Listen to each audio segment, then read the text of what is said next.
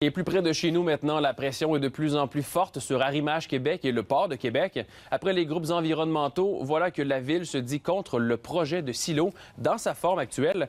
Mais Camille, la compagnie continue de défendre son projet.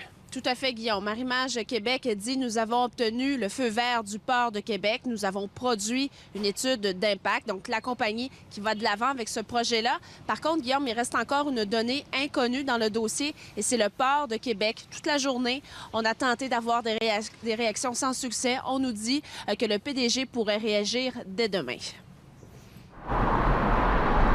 Le terminal de granules de bois doit voir le jour en septembre 2014 à Lanceau-Foulon sur le boulevard Champlain.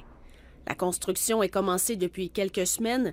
2 immenses silos d'une hauteur de 45 mètres verront le jour. C'est l'équivalent de 15 étages. Or, malgré la pression, Arrimage Québec va de l'avant.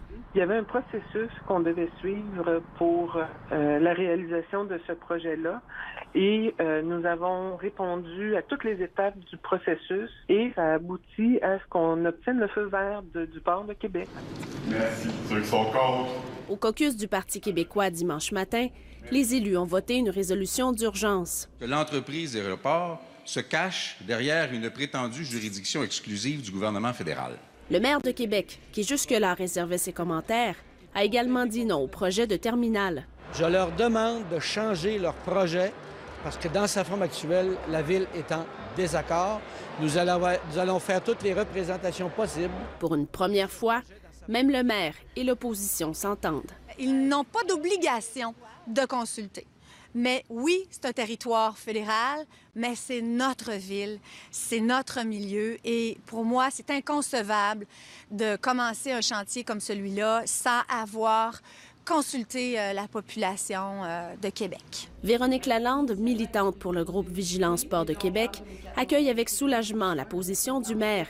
Elle va plus loin et demande maintenant l'arrêt des travaux. C'est un projet à impact important sur l'environnement et sur les communautés, peu importe ce que l'étude en dit, en ayant mis de côté plusieurs aspects, donc au niveau du bruit, au niveau de la poussière, mais principalement au niveau des risques d'incendie.